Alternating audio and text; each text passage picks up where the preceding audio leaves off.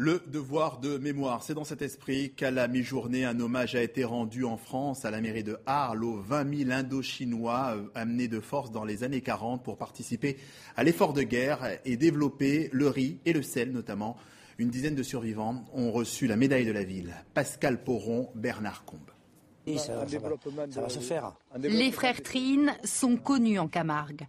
Ils sont les seuls descendants de travailleurs indochinois restés dans la région. Ils nous amènent sur les ruines de Faraman. C'est ici qu'en 1942, leur père était logé dans des baraquements. Ils travaillaient alors dans les marais salants avec 250 autres Indochinois. Ils ont été réquisitionnés. Enfin, c'était une loi qui demandait à ce que dans les cadres de l'effort de guerre français, les travailleurs étrangers, enfin des colonies, viennent suppléer la main-d'œuvre qui partait au front. 1939, la France réquisitionne 20 000 Indochinois. 1000 sont envoyés en Camargue et ils façonnent l'économie locale. Certains lancent la culture du riz, le fameux riz camarguais. D'autres exploitent le sel dans des conditions proches de l'esclavage. Eh bien, ces gens-là allaient travailler sous la pluie, sans imperméable, sans bottes. Et ils étaient obligés de creuser les pieds dans la boue l'hiver. L'été, quand c'était le ramassage du sel, sans gants, sans lunettes, la pelle et la pioche et casser le sel, quoi. C'était un travail de bagnard, quoi.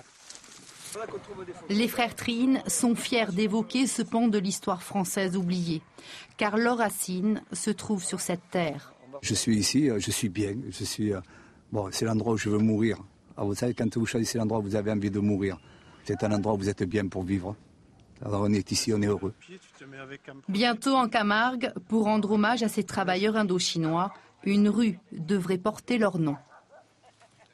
Et cet épisode peu connu de l'histoire française, on va en parler avec Pierre Daume, qui est journaliste et l'auteur de ce livre « Immigrés de force » publié chez Actes Sud. Bonsoir Monsieur Daume. Vous êtes en duplex avec nous depuis Arles et on va d'abord regarder cette photo qui montre un de ces travailleurs venus d'Indochine. Tout est parti de là. C'est à partir de ce cliché que vous avez découvert cette histoire ? Oui, j'étais en reportage en Camargue, un peu sur le riz, mais sur le riz actuel, quand je suis tombé dans un petit musée du riz au Sambuc, au cœur de la Camargue, et dans un coin, il y avait un tableau, un panneau, avec accroché cette photo que vous venez de montrer, cette photo avec un court texte. Pendant la guerre, des travailleurs indochinois sont venus planter du riz en Camargue. C'était il y a 4 ou 5 ans, j'ai été extrêmement surpris, et à partir de là, j'ai en effet mené une enquête, j'ai déroulé le fil et j'ai découvert l'histoire de ces 20 000 paysans vietnamiens qui ont été recrutés en septembre 1939 à la déclaration de la guerre, recrutés au fin fond de l'Indochine, emmenés vers la France dans des cales et arrivés en France, ils étaient parqués dans des camps et dans un premier temps, ils ont été utilisés comme ouvriers dans les usines d'armement à l'arrière du front.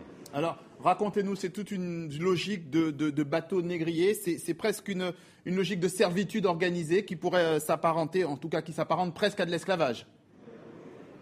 Alors, je trouve qu'il faut toujours faire très attention en utilisant certains mots trop chargés de diverses choses. Là, de quoi s'agit-il ? En 1939, la France, qui entre en guerre, considère comme naturel son droit d'aller puiser dans les ressources humaines des peuples colonisés la manœuvre dont elle a besoin. Et donc, elle donne l'ordre aux résidents supérieurs des différentes provinces d'Indochine de recruter un certain nombre d'hommes. Les fonctionnaires français vont dans les villages et là, ils commencent par procéder à un appel au volontariat, mais très vite, ça ne suffit pas et démarre le recrutement forcé avec la règle suivante. Dans une famille, lorsque 2 hommes, 2 garçons sont en âge de partir, c'est-à-dire au-delà de 18 ans, un des 2 doit s'engager, sinon le père va en prison. Donc là, on a affaire, pour ces 20 000 hommes recrutés, dans leur grande majorité, on va dire plus de 90%, ont été recrutés en effet de force. Ensuite, ils ont été en effet transportés en fond de cale dans des bateaux et ils ont passé ainsi plusieurs années en France dans des camps, donc dans un régime de semi-liberté. et leur force de travail était d'abord donc utilisée dans des usines d'armement, mais en juin 40, la France perd la guerre, et là, quelques milliers sont rapatriés, mais 15 000 restent bloqués en France pendant encore 4, 5, 6, voire 8 années. Et là, le gouvernement français va louer cette main-d'œuvre à des entreprises privées ou à des collectivités publiques en fonction des besoins et de la demande. Ces entreprises, ces employeurs vont payer de l'argent à l'État français qui, lui, ne va jamais reverser cet argent sous forme de salaire.